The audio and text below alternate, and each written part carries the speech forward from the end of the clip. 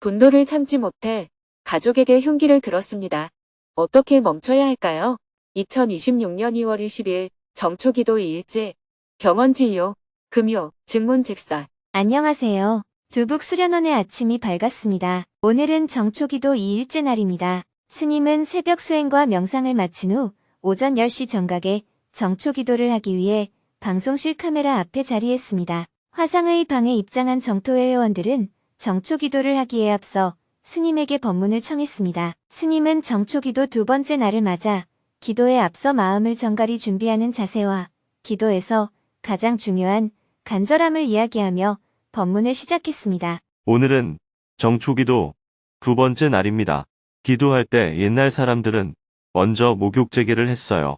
첫째, 몸을 먼저 깨끗이 하고 둘째, 옷을 갈아입습니다. 가장 중요한 것은 마음을 청결하게 하는 것인데 그 마음을 청결하게 하는 하나의 준비 자세로 먼저 몸을 청결하게 하는 거예요. 뿐만 아니라 자기가 기도하는 도량, 나무 밑이면 나무 밑, 법당이면 법당, 방이면 방, 그 자리를 깨끗이 청소합니다. 이것을 도량 청정이라고 해요. 먼저 도량을 깨끗이 청소해 놓고 그 다음에 몸을 깨끗이 하고 옷도 깨끗이 입고 그리고 정성을 기울여서 기도합니다. 간절함이 기적을 만듭니다. 기도에서 가장 중요한 것은 바로 간절함입니다. 얼마나 간절하면 좋아하던 고기도 안 먹고 결혼한 사람이 기도할 때는 부부 관계도 안 해요. 그런 행위를 하면 부정 탄다고 말했습니다. 그 자체가 어떤 영향을 끼친다기보다 그만큼 자기가 원하는 것을 성취하기 위해서는 자기가 좋아하는 것을 포기할 줄 알아야 한다는 것입니다. 얼마나 간절하면 그런 것을 포기하겠느냐, 이런 얘기예요. 그래서 기도할 때는 편안한 집에서 하지 않고 깊은 산중에 가서 먹는 것도 아주 거칠게 먹고 아주 불편하게 나무 밑이나 바위 밑에서 자면서 정진합니다. 그렇게 열악한 조건에서 기도를 해야 기도가 잘 된다는 뜻이 아니에요. 그런 곳에서 기도한다는 것 자체가 자기가 이루고자 하는 소망이 그만큼 간절하다는 얘기입니다. 이것이 기도할 때의 준비 자세라고 말할 수 있어요. 이 모든 것의 핵심은 간절함입니다. 그러면 어느 정도 간절해야 할까요? 서산대사는 성가 귀감에서 갓난아기가 엄마 젖 찾듯이 간절해야 한다라고 했어요. 어린아이가 배가 고파서 엄마 젖을 찾을 때는 그 젖을 먹고 싶다는 생각 이외에는 아무 생각도 없습니다. 딱 그 한 생각이에요. 목마른 자가 물을 찾듯이 배고픈 자가 밥을 찾듯이 이렇게 비유하기도 하고 또 고양이가 쥐 잡듯이 이렇게 비유하기도 합니다. 그만큼 집중해서 정성을 모아야 한다는 뜻입니다. 이 간절함이 상식적으로 생각했을 때는 될 수 없는 일을 되도록 하기 때문에 기적을 만든다고 말하는 것입니다.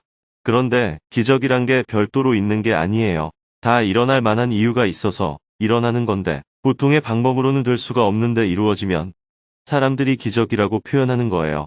간절하면 바로 기적을 이루게 되는 것입니다.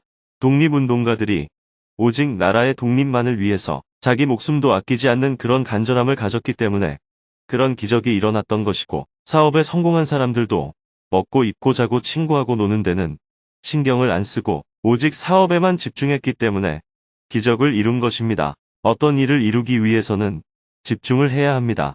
학생이 공부할 때도 딱 공부에 집중하게 되면 그 학생의 능력이 기적을 이룬다고 표현할 만큼 성취가 됩니다. 그래서 간절함이 중요해요. 간절함이란 마음을 한 곳에 모으는 것입니다. 이 간절함을 팔정도에서는 정념이라고 해요. 마음이 한쪽에 딱 집중이 되어서 뚜렷한 알아차림을 유지해야 합니다.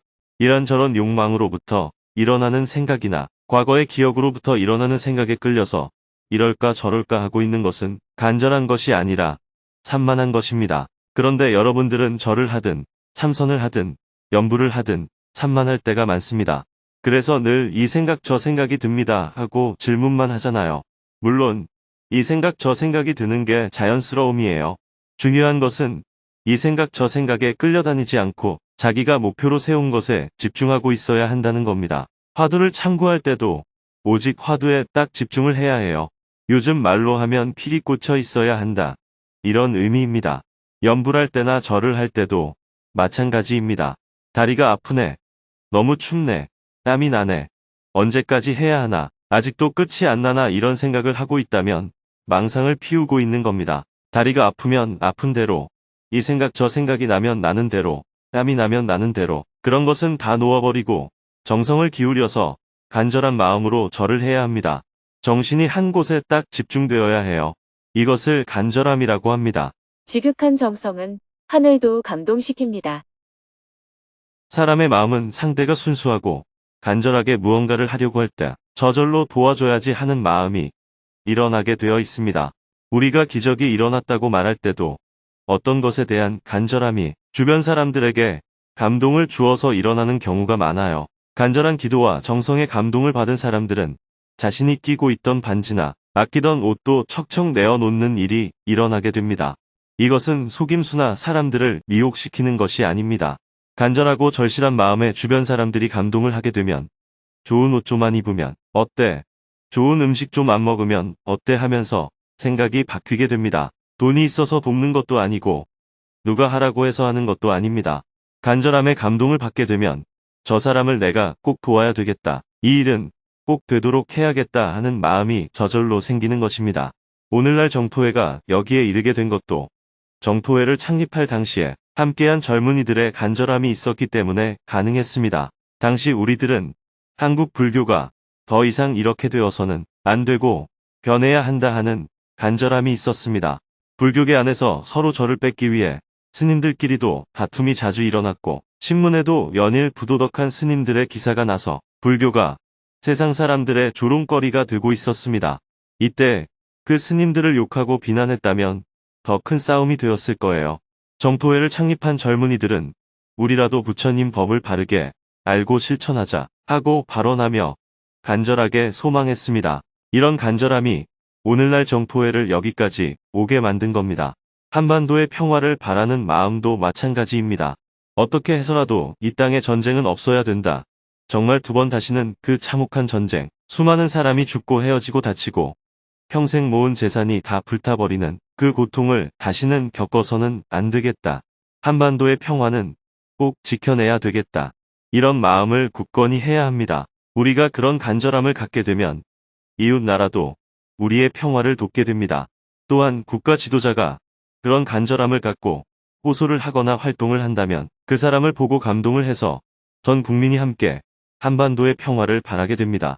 정토회에서 처음 북한동 포독기를 할 당시 남한과 북한은 원수지간이라고 할 수 있었어요. 정부 정책이나 국민들의 정서가 북한에 매우 적대적이었습니다.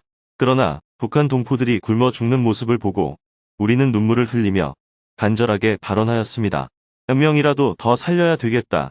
정말 그들이 내 형제, 내 부모라는 생각으로 내 모든 것을 그만두고 어떤 위험이 닥쳐도 그들을 살려야 한다. 이런 마음이었습니다. 북한 동포가 불쌍해서가 아니라 우리의 이런 간절한 정성과 행동을 보고 주위 사람들이 감동을 받은 거예요. 그렇게 한 사람이 참여하고 두 사람이 참여하면서 세상 사람들도 조금씩 변했습니다. 그러다 보니 변하지 않을 것 같던 정부 정책도 바꿀 수가 있었던 것입니다. 기적을 만들 때는 바로 이런 정성이 있어야 됩니다. 오늘날 우리는 태평한 시대에 살다 보니 그런 간절함이 부족한 것 같습니다. 기도를 할 때도 그런 간절함이 없어진 것 같아요.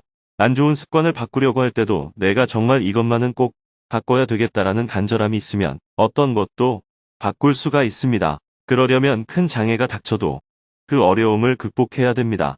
그런데 우리는 장애나 시련이 닥치면 그 앞에서 포기해 버리게 됩니다. 그렇게까지 할 게 뭐가 있을까? 먹고 싶은 거 안 먹는다고 세상이 달라질까? 이런 식으로 생각을 하기 때문에 자기 변화를 못 일으키는 겁니다. 무언가 자기 변화를 이루려면 환골탈태라는 말처럼 몸을 완전히 바꾼다는 각오로 간절히 임해야 합니다. 먹고 싶은 거 먹고, 자고 싶은 거 자고, 다니고 싶으면 다니는 것이 나쁘다는 얘기가 아닙니다. 어떤 변화를 추구하는 사람이라면 이런 간절한 자세가 필요하다는 겁니다. 변화를 추구하는 간절함이 없기 때문에 바뀌는 것이 어려운 것입니다. 담배를 정말 끊어야 된다고 생각한다면 즉시 끊어야 합니다. 피우고 싶은 마음에 죽을 것 같아도 안 피워야 해요. 담배를 끊어야 된다는 생각이 간절하다면 그렇게 하면 됩니다. 그런데 담배를 피우고 싶은 마음이 일어날 때는 담배 안 피우고 1년 더 살면 뭐 하나, 빨리 죽으면 되지 이렇게 생각이 바뀌게 됩니다. 이것이 바로 습관을 바꾸는데 큰 장애입니다. 이때 간절함이 없는 사람은 대부분 그 장애에 굴복하지만 간절함이 있는 사람은 그런 마음을 이겨내고 극복하게 됩니다. 기도할 때는 평소에 좋아하던 음식이나 부부 생활도 금하고 찬물로 목욕하고 산에 가서 곱기도 끊는 그런 정성과 간절함이 필요합니다. 그렇다고 그렇게 행동하면 원하는 것이 이루어진다는 뜻이 아닙니다. 얼마나 간절하면 저렇게까지 하겠느냐 하는 거예요. 이루고자 하는 목표가 얼마나 간절하면 저렇게까지 할까 하는 그 마음에 사람들이 감동을 하는 겁니다. 종교적으로는 신의 은혜를 입었다. 부처님의 가피를 입었다. 기적이 일어났다. 이렇게 표현하지만 사실은 기도하고 수행하는 사람의 간절한 행동이 가져온 결과입니다. 이 간절함이 사람을 감동시켜서 기적을 만들기 때문에 예로부터 지극한 정성은 하늘도 감동시킨다라고 했습니다. 하늘이 기적을 만든다고 하지만 그 하늘이 곧 사람이라는 말이에요. 이 간절함은 우리 몸에도 영향을 줍니다. 간절함이 지극하면 무의식의 변화가 일어나고 무의식의 변화가 일어나면 우리 몸의 자율신경에 영향을 주게 되고 그래서 불치병이 낫는 일이 일어나기도 합니다. 물론 세균성 감염이나 뼈가 부러진 것을 이렇게 기도해서 해결하겠다고 하면 어리석은 방법이겠지요. 모든 것을 다 그렇게 해결할 수는 없습니다. 그러나 간절함이 이런 기적을 만들 때가 있기 때문에 예로부터 어려움에 처한 사람들은 지극히 기도를 했습니다. 오늘 우리 대한민국이 이렇게 경제적으로 잘 살게 된 것도 우리 국민들의 간절함이 있었기 때문입니다. 우리도 한번 잘 살아보자. 왜 우리는 대대로 가난하게 살아야 하느냐 하는 간절한 마음으로 지도자와 국민들이 근면하게 일했기 때문에 가능했습니다. 동남아 사람들은 한강의 기적이라고 하지만 우리나라 사람들은 기적이라고 생각하지 않습니다. 모두 함께 열심히 노력한 결과라는 걸 알기 때문입니다. 그러나 오늘날 우리들은 여기에서 한 발 더 딛고 나아가서 우리나라를 더욱더 발전시키고 우리나라만이 아니라 주변 나라들에게도 많은 도움을 주겠다는 간절한 마음이 없는 것 같아요. 나만 잘 살면 된다 하는 생각이 만연하여 부동산이나 코인 등 투기 열풍이 불고 노력은 안 하고 유행으로 어쨌든 돈만 벌면 된다고 생각하는 경향이 강해진 것 같습니다. 경제 성장은 둔화되고 사회 갈등이 심해지고 성장세가 내리막길로 갈 조짐들이 여기저기서 보입니다. 지금 우리에게는 나 자신의 변화와 가정의 화목, 정포회의 발전을 위해서 우리나라의 발전과 평화, 나아가 세상의 평화를 위해서 내가 조금이라도 쓰임이 되어야겠다라고 하는 간절함이 필요합니다. 그러기 위해서 내 성질이 문제라면 내 성질을 좀 고치고 나쁜 습관이 문제라면 그 습관을 좀 고치고 내가 나를 괴롭히는 마음이 문제라면 그 마음을 좀 바꿔봐야 합니다. 이대로는 내 능력을 제대로 발휘하지 못하겠다고 생각한다면 올해는 내가 나를 꼭 극복해야겠다 하는 간절한 마음을 내어보시기 바랍니다. 정초에 여러분들이 이런 간절함과 올바른 태도를 갖고 꾸준히 정진해 나가게 되면 반드시 기적이 일어나게 될 겁니다. 저 사람 옛날에 비해 많이 달라졌다. 이런 말을 주변에서 듣게 될 거예요. 물론 남에게 좋은 소리를 듣기 위해서 그래야 한다는 얘기는 아닙니다. 간절하게 정진하고 정성을 모으면 그런 결과가 나온다는 말입니다. 올해는 간절한 마음으로 정성을 다해서 기도해 봅시다. 이런저런 생각이 나더라도 거기에 끌려다니지 않고 딱 마음을 모아서 해보세요.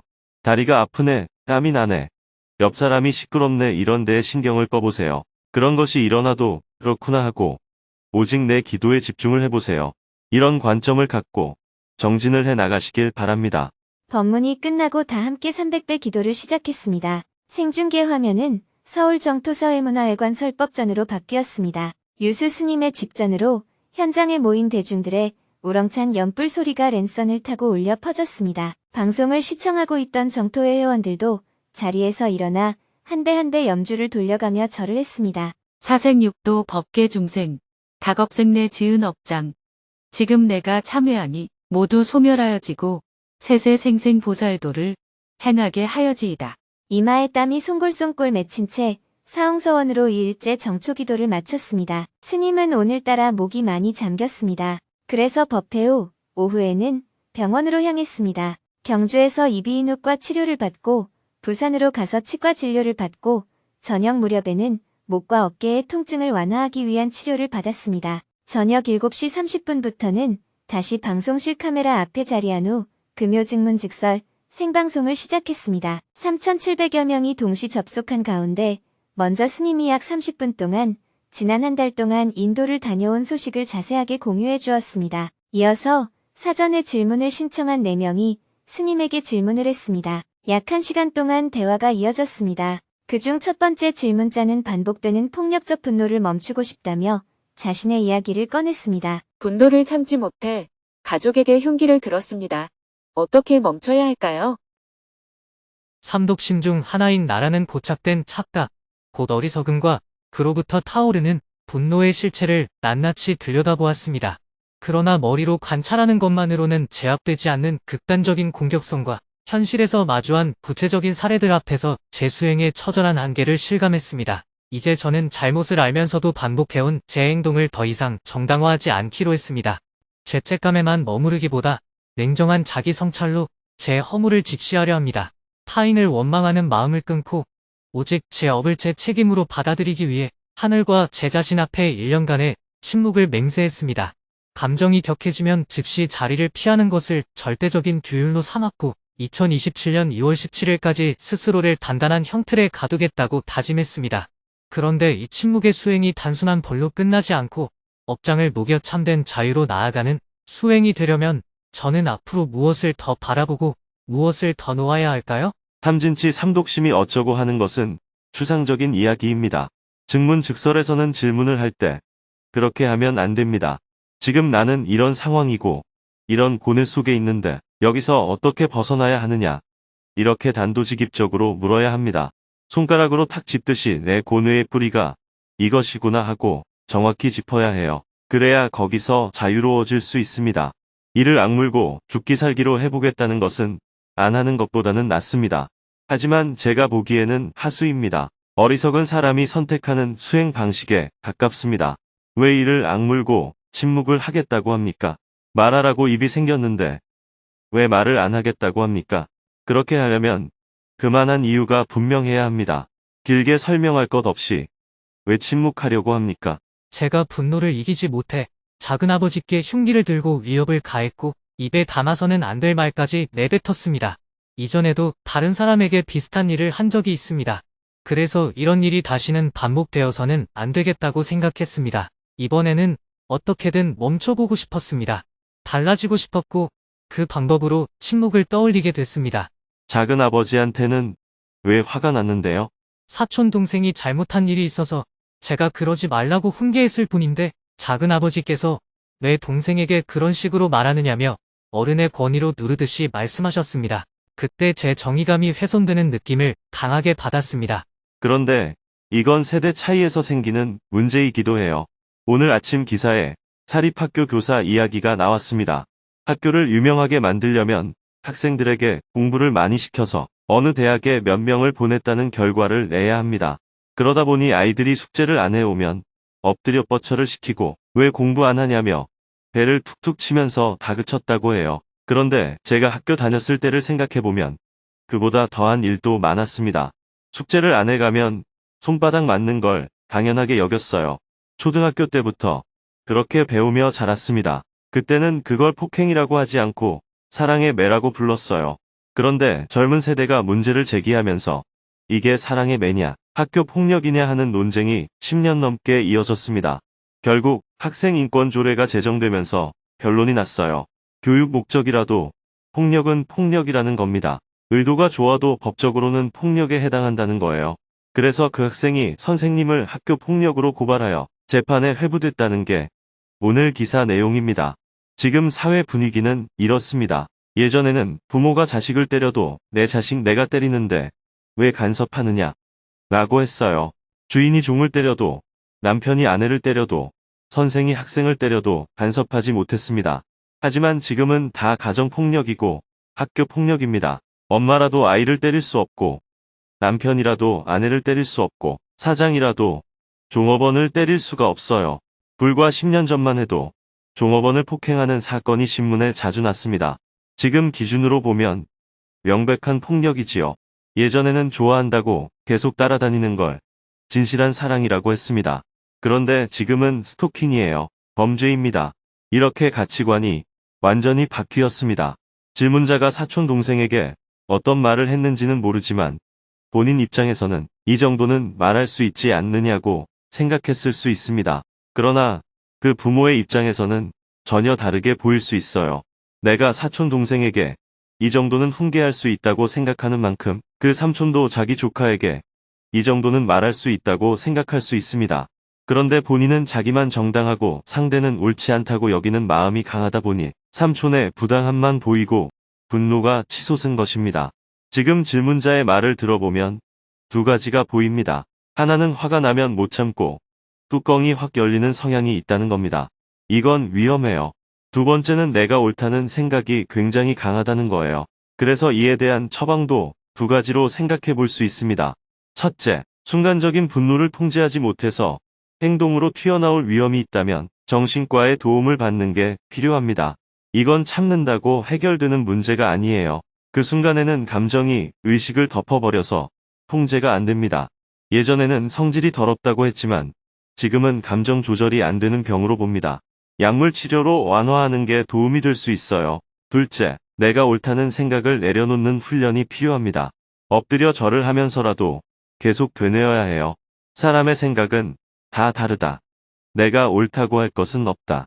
생각이 다를 뿐이지 누가 절대적으로 옳다고 할 수는 없습니다. 내가 옳다는 이 집착을 내려놓아야 해요. 그래야 나와 다른 이야기를 들을 때 화가 덜 납니다. 저 사람은 저렇게 생각할 수도 있겠구나 하고 받아들일 수 있어야 합니다. 예를 들어 연인 관계를 보세요. 여자친구든 남자친구든 각각 독립된 인격입니다. 너는 너고 나는 나예요. 서로 좋아서 만났을 뿐이지 상대를 존중해야 합니다. 그런데 갈등이 생겨 폭력이 행사되면 요즘은 데이트 폭력이라고 하지요.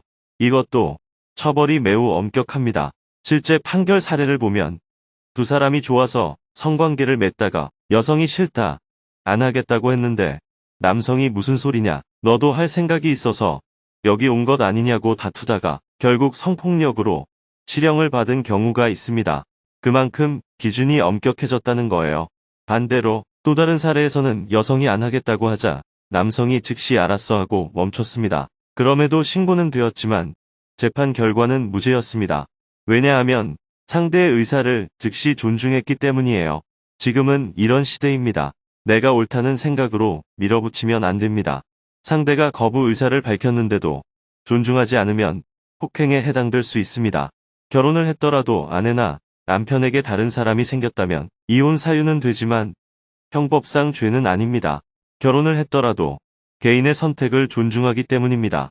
배우자의 외도로 인해 이혼을 하게 되더라도 정신적 손해배상을 청구할 수는 있지만 형사처벌 대상은 되지 않는 것입니다. 법도 이렇게 바뀌었는데 질문자가 자기 뜻대로 되지 않는다고 불같이 화를 내며 흉기를 휘두르는 것은 매우 위험합니다. 오늘 질문을 참 잘했습니다. 만약 이 성질을 갖고 사회생활을 했다면 큰 문제가 생겼을 수 있습니다. 미국에서 온갖 총기 사고가 나는 것도 정신적인 문제로 순간의 화를 참지 못해서 나타나는 현상입니다. 우리나라는 총기가 없기 때문에 대량 살상은 일어나지 않지만 칼부림이 나는 경우가 있습니다. 최근에도 헤어진 전 연인을 살해하거나 부모가 결혼을 반대했다는 이유로 살해해서 무기징역을 받는 사례가 있습니다. 이런 사례들이 나에게 어떻게 적용되는지 생각해 보아야 합니다. 이런 사고를 예방하기 위해서 치료가 필요합니다. 성질을 완화하기 위해서는 내가 옳다 할 것이 없습니다라고 끊임없이 되뇌며 절을 하면서 우리는 자유인이다라는 부처님의 가르침을 가슴속에 새겨야 합니다. 우리 모두는 좋다는 의사도 표현할 수 있지만 싫다는 의사도 자유롭게 표현할 수 있습니다. 부처님은 항상 남의 뜻을 존중하라고 가르치셨습니다. 그런데 우리는 부처님 가르침과는 반대로 내 뜻이 존중받지 못할 때 화를 내며 대응합니다. 질문자의 경우도 삼촌이 나의 뜻을 존중하지 않자 바로 화가 올라왔습니다. 상대방이 내 뜻을 존중하지 않는다고 화를 내면서 정작 자기 자신도 상대방의 뜻을 존중하지 않은 것입니다. 질문자가 분노를 조절하지 못하는 것이 전적으로 질문자의 잘못이라고만 단정할 수는 없습니다. 태어나 보니 호르몬 분비가 과다했을 수도 있고 어릴 때부터 폭력적인 집안에서 자란 내력일 수도 있습니다. 마치 유전처럼 그런 성질을 이어받았을 수도 있습니다. 그러나 이미 지나간 일입니다. 한탄해도 소용이 없습니다. 다만 이런 성질이 앞으로 질문자에게 큰 손실을 끼칠 위험이 있기 때문에 질문자 스스로 치료를 하고 완화시켜야 합니다. 데이트를 하다가 헤어지더라도 그동안 감사했습니다라고 해야 하고, 이혼을 하더라도 그동안 잘 살았습니다라고 해야 합니다. 사업을 하다 동업자와 결별하더라도 사기를 당한 경우가 아니라면 그동안 같이 사업 잘했습니다라고 해야 합니다. 이렇게 우리 모두는 함께할 수도 있고 헤어질 수도 있는 권리가 있다는 사실을 인정해야 합니다. 매일 108배를 한다면 화내는 성질을 개선하는 데 도움이 됩니다. 말을 하지 않고 입을 다무는 것은 안으로 분노를 축적하는 것이기 때문에 더 과격하고 무섭게 터질 수 있습니다. 침묵은 해결책이 되지 않습니다. 침묵보다는 법당에 가서 내가 옳다고 할 것이 없습니다를 마음에 새기며 절을 하는 게 좋습니다. 항상 상대방을 인정하는 자세가 필요합니다. 작년에 여자친구와 헤어졌지만 그때는 잘 받아들이고 참았습니다. 그런데 이번에는 왜 그런 식으로 터졌는지 모르겠고 상대가 선을 넘었다고 해서 흉기까지 든 것은 너무나 후회가 됩니다. 한번 실수는 괜찮아요. 질문자가 실수를 했기 때문에 나에게 위험 요소가 있다는 것을 자각할 수 있었습니다. 그 덕분에 앞으로 이런 일을 저지르지 않을 수가 있는 겁니다. 만약 이런 실수를 거치지 않고 진짜로 흉기를 휘둘렀다면 20년 이상 감옥에 갈 수도 있었습니다. 이미 일어난 일을 후회하지 말고 자신에게 위험성이 있다는 것을 자각하는 계기로 삼으세요. 그러면 앞으로의 재앙을 방지할 수 있습니다. 흥분을 진정시키는 약과 참회의 절을 하는 것을 겸하면 자기 통제가 가능하지 않을까 생각합니다. 감사합니다. 말을 하지 않고 화가 나면 자리를 벗어나기로 한 것조차도 제 멋대로 옳다고 생각한 착각이라는 것을 깨달았습니다. 이런 점을 알 수 있게 해주셔서 감사합니다. 후회한다는 것은 잘못을 자각한 것처럼 보이지만 사실은 자기 자신이 이런 잘못을 저지를 수 있다는 것을 용납하지 못하는 자세입니다. 자신이 잘못할 수 있다는 사실을 인정하지 않는 거예요. 오히려 내가 이럴 수 있으니 다음에는 그러지 말아야 된다라고 생각하는 것이 진정한 참회라고 할 수 있습니다. 계속해서 질문들이 이어졌습니다. 비행을 일삼는 고3 딸과 갈등하고 있습니다. 간섭은 거부하면서 돈은 요구하는 아이를 어떻게 대해야 할까요? 우울증 치료와 수행을 병행 중이나 무의식적 자기파괴 성향을 자각해 괴롭습니다. 무의식의 자기파괴적 작용을 어떻게 멈출 수 있을까요? 세간을 떠난 깨달음은 없다는 말과 끌림에서 자유로워지라는 말 사이에서 혼란을 느낍니다.